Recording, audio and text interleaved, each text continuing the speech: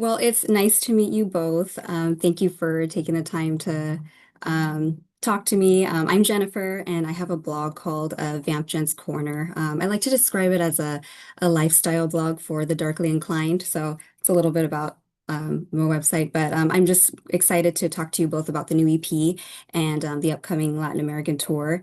So I'll dive right into it. Before I ask about the EP, I think it's amazing how you two are adding to the Latinx representation within the goth music scene. And it's great that we're seeing more diverse representation within the goth community. So I'm curious to know, how were you two first exposed to the goth subculture and the music? What brought you two over to the dark side? What a cool question. For me, it started, um, we're from a small border city in southern Texas, and I'm originally from Mexico. So I would spend the weekends going back and forth to Mexico, US. And I went to a goth club in Mexico where I listened to The Cure for the first time, where I listened to Depeche Mode.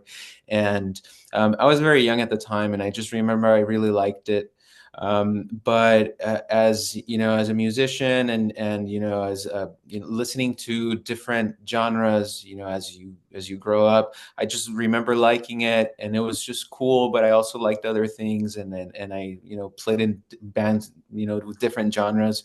It wasn't until 2017 where I started noticing other bands, with I guess 80s or darkly inclined started emerging, and that kind of made me revisit everything that I knew. Like, it made me actually listen to full or entire The Cure albums or Depeche Mode albums and The Smiths, and actually like do a deep dive of this genre. And it was kind of like rediscovering it. But once I was hooked, that's I just wanted to listen to more albums and new stuff, old stuff. So it was a whole thing. And I remember just going back and forth with Joel, talking about inspirations and talking about recent bands that we like and old bands. And that's kind of how it was for me. Yeah, on my end, I mean, I owe a lot of it to my sister. She had like this suitcase of back then briefcase of cassettes. And in there was like the best of the 80s, and that's where I first heard, David Bowie and The Cure, probably Depeche Mode as well.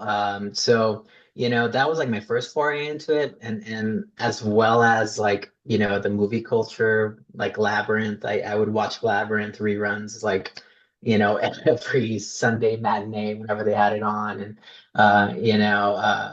The Crow, stuff like that. That kind of got me into it as a young kid. And like Luis mentioned, um, that kind of came back to it, and revisited that. Once we started kind of like getting together, and hearing bands like Dread Majesty and She Passed Away and Lebanon Hanover, kind of was like, this is amazing, and we should, you know, and we could, and we did make our own music, and kind of went from there.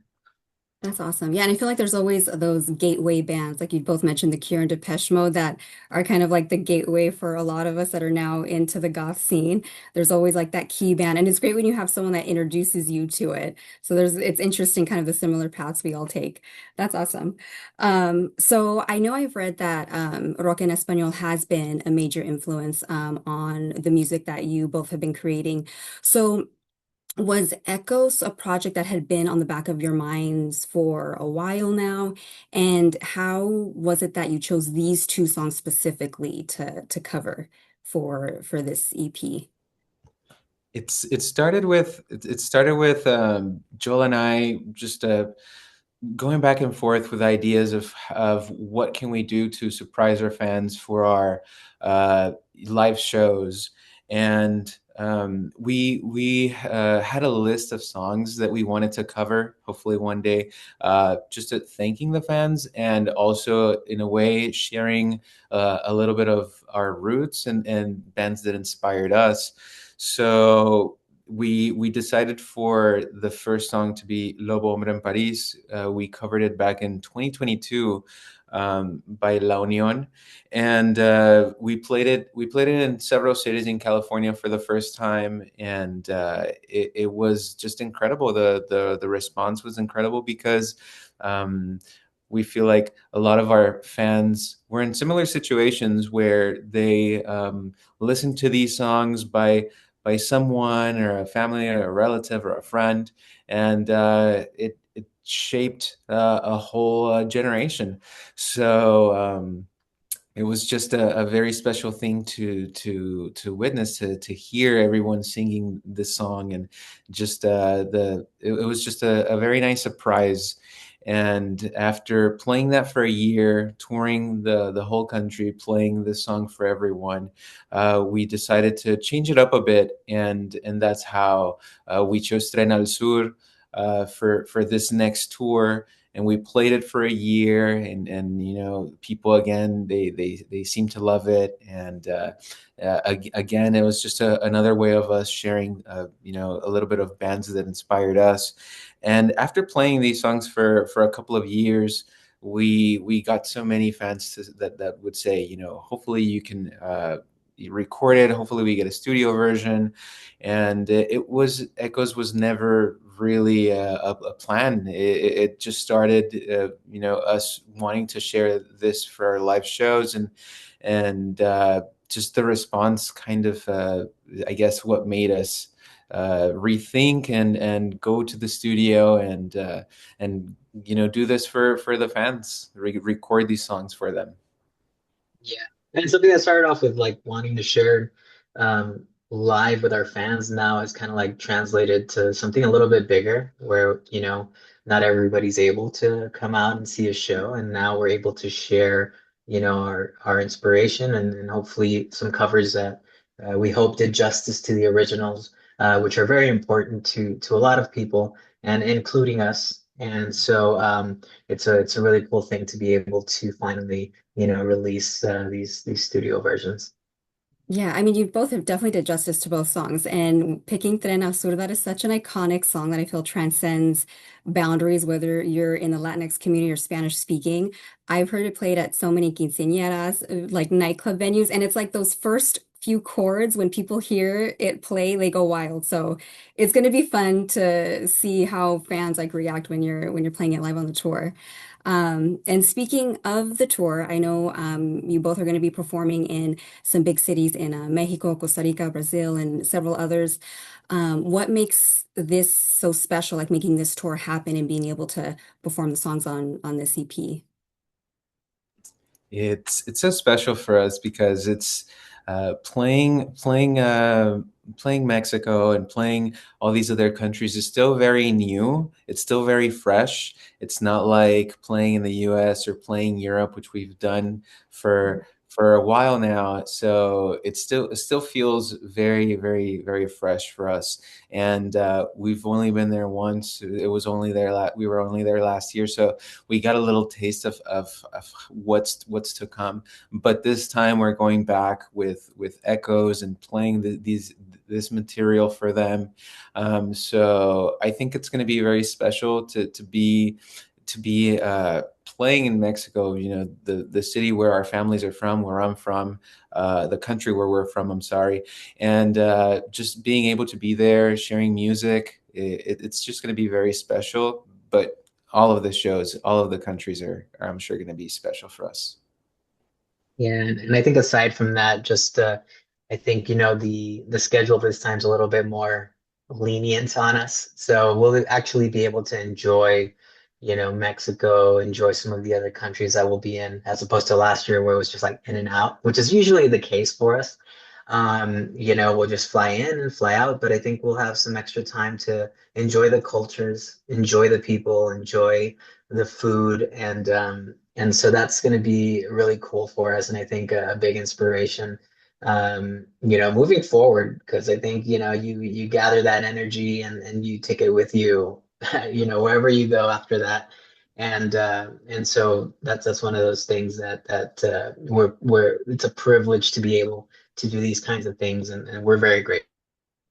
Yeah, I bet. And so with goth music too and dark wave, it's a scene that's growing and has a big fan base in Latin America too. So I think Grateful. that's awesome that, you guys are bringing the music and being able to tour it through Latin America. And it was interesting too that you brought up being able to have time to kind of visit some of these places because I was wondering if you two plan to do some sightseeing while you were in some of these cities, if it was going to be your first time visiting some of these countries, and if you had like certain things that you wanted to try to like squeeze in between like shows. Hopefully yes. Hopefully yes. Like Joel said, this time we will have a little bit more time. Last time that we were in Mexico City, it was just in and out. So hopefully this time we will have a little bit more time at least to try the amazing food, to visit new little places for us. Last year, I think that we only had a few days off in Buenos Aires, and it was so refreshing and it was so nice to be in such a beautiful city. So this time, I think that we have a couple of more days off than last time. So I'm just excited to try food and to visit beautiful places. That's amazing. I hope you two have lots of fun and get to have some sightseeing in between. So now that you've done this Rock en Español inspired EP, I want to know if you two plan to cover some more iconic songs within that genre, and if so, do you have kind of like some like Rock en Español songs in mind that you think you want to do next? Oh, that's so tough. It's so tough. I know right now we want to give Echoes, the space and the attention and all the love, that we put into it. Hopefully, the people, get the time, to enjoy the songs that we put out for them. But, don't want to say no. We don't want to say no because I know that we love playing covers, especially live. But just to name one, we've been just talking about this song forever. I know it'd be so hard, but I would love to cover a Soda Stereo song, specifically their Ciudad de la Furia or Persiana Americana. It's just one of our favorite tracks, one of our favorite bands. So that's definitely one for the list. But who knows? Who knows if we're gonna be doing that anytime soon. Okay. Well, it's exciting just to know. So, okay, awesome. Well, final question before we part. So, it seems that Twin Tribes is going to be ending the year with a Latin American tour, which is a great way to close out 2025. So, with the coming year, is there anything you can share about your upcoming projects regarding music or just other projects that you two kind of have in the works?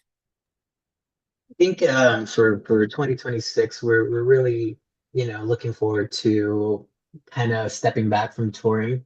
Um, we've done it so extensively and so much for many years, and yeah, I think we just want to kind of like sit back and for one rest, but then also like get to work on a new album of songs, and we're really excited about that. Like I mean, even now looking forward and ahead, like I'm super excited for what's to be, and me and Luis getting together and creating and getting back to creating, which is something that's so fun for the both of us. And um, uh, I think that's where my head's at, and I think that's what we're headed for 2026. We'll play some shows, but nothing as extensive as these past few years. But yeah, I mean, it'll all be worth it. Hopefully, once we're done cooking. That's awesome.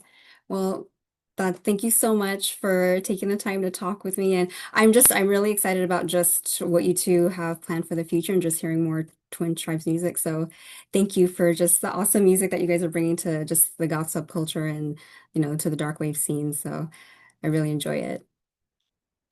Thank Thank you. you. Thank